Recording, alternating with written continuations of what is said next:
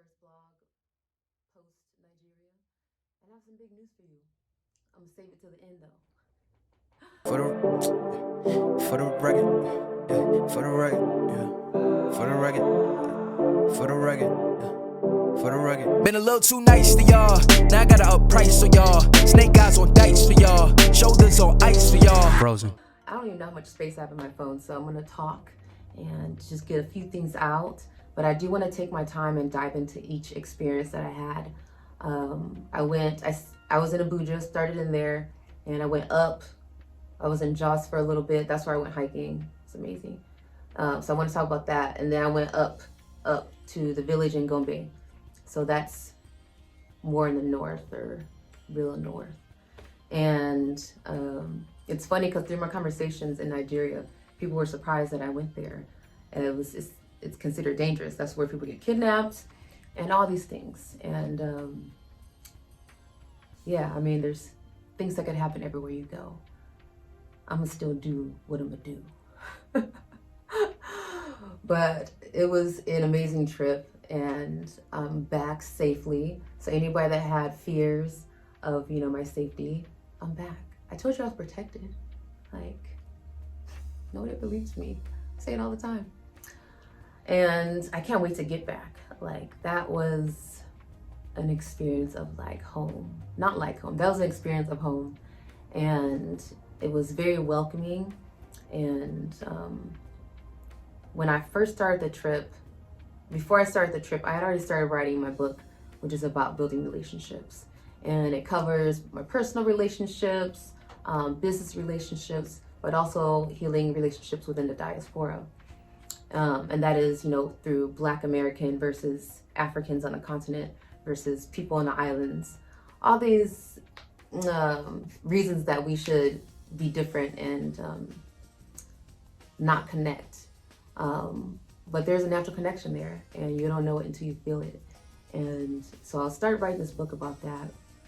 And I had to rewrite, like 2 weeks in, I had to rewrite the intro because I was like, this is like really where a lot of this starts. Because I was able to put a lot of what I was feeling into words as I went and had all those experiences, being in the village, not knowing the language, releasing a lot of control. Like, you didn't even realize how much you control your environment or how much you want to, or you try to, until you have even less control. And so yeah, Nigeria will help you release those controls and grow some patience. I already had a lot of patience, but I realized my patience is with like children, old people. With people in general, I think I have certain patience, but there's limits. But even that, I pushed through so many layers of uncomfortability, and which each one, it's like when I go hiking on that hill, and it's like 3 hills. Like each hill I go up, I feel better, and I feel good about the fact that I got up each of those hills. And that's how we live life. We're not gonna go up one hill and be like coasting for the rest of our lives. And we wouldn't be, that's how we grow. We grow through challenges. We grow muscles through resistance. We grow resilience through our challenges. We grow confidence in ourselves through our challenges. And through this trip, it was really fulfilling, to my spirit. It healed a lot of disconnections that I felt on a larger community level. And part of that is definitely how I grew up here in Orange County. It just, you become the collection of your experiences. That's what molds you, so pushes you to do in different directions, right? And so because of that, I really was feeling homeless in America. Like, I have a place over my head, it's nice too, but just the environment as a whole, since I was a child, just not feeling like this is like where I'm supposed to be. And I've seen myself play that out traveling. And I didn't start traveling until I was 25. But like once I hit the books, I was gone. And I travel somewhere every year. Like that's in my goals. and it's something I work to make sure that I can do, right? But yeah, so being there, and I feel like I got welcomed like over 100 times. No, I definitely did, because I did greet and see over 100 people. We all had masks on though, just really, we all had masks on. So they'll be over here trying to get me in trouble, okay? But it was over like a period of days, greeting and meeting so many people, and hearing the words, "you're welcome," and learning how to say it also in Hausa. And so this exchange of welcoming each other and accepting each other was like, I'm trying to think of another word besides healing. It was like some glue. It was some glue that put pieces together that were kind of like separate, you know, or not in place. And the energy of all the nature, Mother Earth, the energy of Mother Earth is so strong. It's so strong there, and you can feel it a lot more like tangible. For instance, when I came back here, I'm trying to say, like, when I came back home, because when I say home now, I'm like, but it's my home over there too. I got two homes. When I came back here, I could hear the Wi-Fi and just like the buzz in the air, and I could feel it, you know, you can just feel the different vibration. And I did what I usually do, and I cover my thing, or I unplug it when I go to sleep.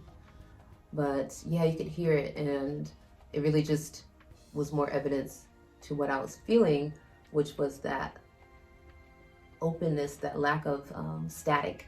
There you go, lack of static while I was there, especially out in the more rural areas where it's just fields of crops and goats, and lots of trees, mango trees like crazy. And I left right when mango season was starting. I could have been like, just mangoes. I love mangoes. And I met people. I met Black women that are doing their business and that are so inspirational. And it was just like talking to somebody here, like that I've grown up with. And it was just so inspiring, you know. Your spirit kind of like grows more roots as you make more of these connections, and to make them, you know, so far away and share that connection, you know, through that distance, it really like grows your roots, right? And as you grow your roots, your grounding gets stronger. You can grow higher. So, I think we're rambling, but we're not. Although this lighting is like, y'all. My skin was a little dry coming back, I think because I didn't drink that much on the plane. They didn't come by with that much water, and I slept a lot. So I had to put some castor oil on my face, and it's working. I mean, obviously. But I'm happy to be back. I came back because I had to make more peace. So I wasn't even back 24 hours, and I was in the kitchen making a new batch of peace.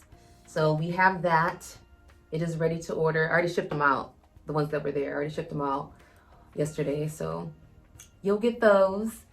And shout out to my sister for keeping the orders out and going while I was gone. That's how we continue to have the store open, y'all. I made sure I was stocked up, except not enough peace, before I left. And then she came and fulfilled the orders. Sometimes she came after work. So I have an amazing sister. I do. And that's how we build in a family business. All right.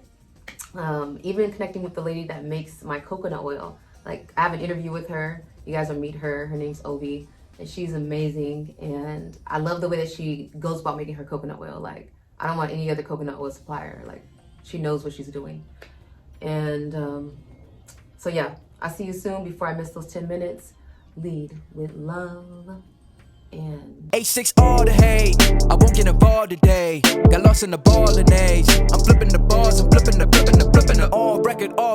I still count wins when they doubt it. On record, off record, I let them take advantage. I was wild. 6 all the hate, I won't get involved today. Got lost in the ball and age. I'm flipping the bars, I'm flipping the